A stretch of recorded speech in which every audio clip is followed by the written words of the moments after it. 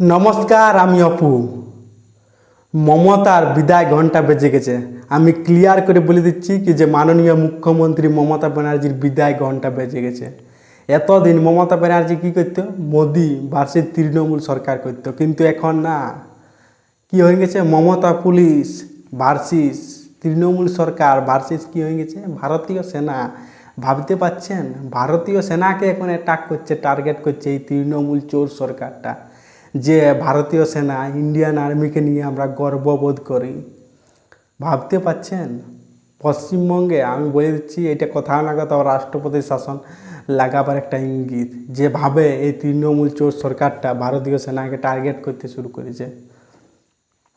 ভারতীয় সেনা, Indian army কাশ্মীরের মতন জায়গাটাকে শান্ত করে দিয়েছে। কাশ্মীরের মতন জায়গাটা পশ্চিমবঙ্গ কি গতকাল দিদির মঞ্চ ভেঙেছিল কি কিনা বেআইনিভাবে উনি মঞ্চতে প্রোটেস্ট করেই যাচ্ছে, প্রতিবাদ করেই যাচ্ছে। 2 দিন প্রতিবাদ করার নাম করে ডেলি প্রতিবাদ করেই যাচ্ছে। শেষে বাধ্য হয়ে কি ভারতীয় সেনাকে সেই মঞ্চ ভাঙতে হইল। আর সেইটার বদলা আপনারা দেখতে পাচ্ছেন কীভাবে নিচ্ছে এই মমতা ব্যানার্জির পুলিশ। মনোজ বর্মা বলছে কি যে ভারতীয় সেনার এই গাড়িটা কী করেছে? ট্রাফিকের রুল ভেঙেছে।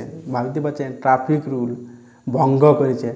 তার জন্যে কি কিনা সেই ভারতীয় সেনার উপর মামলা ঠুকে দিল। ভাবতে পারছেন? যে চালক ছিল গাড়িটার, তার উপর মামলা ঠুকে দিল মমতার পুলিশ। এই চোর সরকারটার পুলিশ যখন রাস্তায় চালান কাটে, ঘুষ নেই, তখন কোনো মামলা নাই, কোনো কিছু নাই। ভারতীয় সেনার প্রতি কত রাগ দেখতে পাচ্ছেন? ভারতীয় সেনার প্রতি ক্ষোভ, কুৎসা আর বাংলাদেশের প্রতি প্রেম। আমি বলে দিচ্ছি, কোথাও না কোথাও এইটা রাষ্ট্রপতি শাসন লাগাবার একটা ইঙ্গিত। যেভাবে এই চোর দুর্নীতিবাজ সরকারটা এখন দেশ বিরোধী কথাবার্তা বলছে।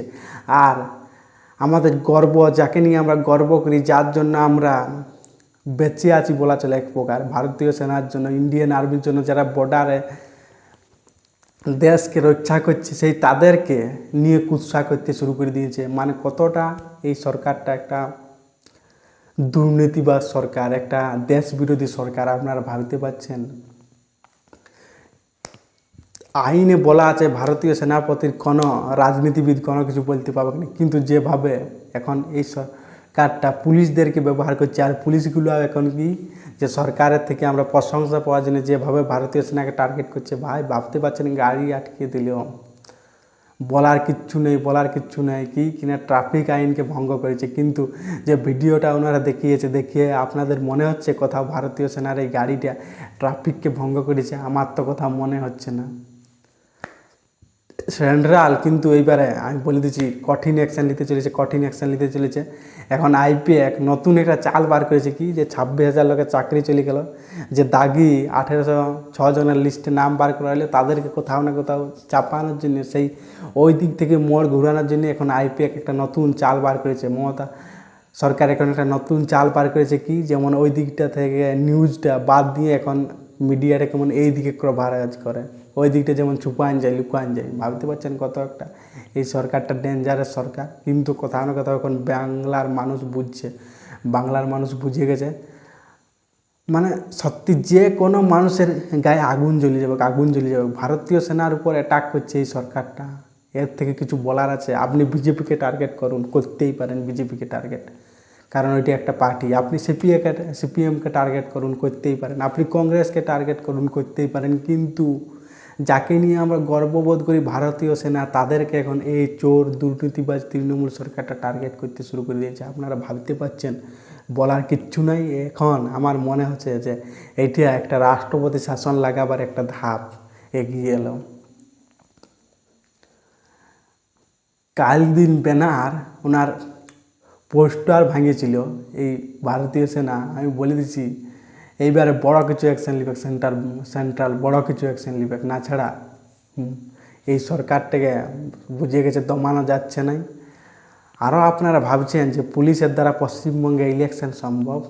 পুলিশ যদি ইলেকশনে পাহারা দেয়, এই মমতার পুলিশ ঠিকভাবে ইলেকশন হতে দিবে? আপনারা বুঝতে পারছেন? ভারতীয় সেনা চাইয়েই চাই। ভারতীয় সেনার দ্বারা পশ্চিমবঙ্গে ইলেকশন সম্ভব না ছাড়া এই চোর দুর্নীতিবাজ সরকারটা কোথাও না কোথাও পতন অসম্ভব। এখন তো ওনারা আরও বলছে কি এসআইআর করতে দিব নাই, কোনো কিছু নাই, সব কিছু হবে, সব কিছু হবে, যতই কিছু এনারা মুখে বাতেলা থাকুক, যতই কিছু করুক। সত্যি গায়ে পুরো আগুন জ্বলে আছে ভিডিওটা দেখিয়ে। যারা দেশ রক্ষা করে তাদেরকে যেভাবে মামলা ঠুকে দিচ্ছে, মানে বলার কিচ্ছু নাই, বলার কিচ্ছু নাই। বাকি ভিডিওটা এখানেই এন্ড করছি। আপনারা নিজেদের মতামত জানাবেন, আপনারা নিজেদের রায় রাখবেন যে এই চোর দুর্নীতিবাজ সরকারটা ভারতীয় সেনার সঙ্গে ঠিক করেছে নাকি ভুল করেছে। আপনারা মতামত জানাবেন, সাবস্ক্রাইবার অবশ্যই করবেন। জয় হিন্দ, জয় ভারত।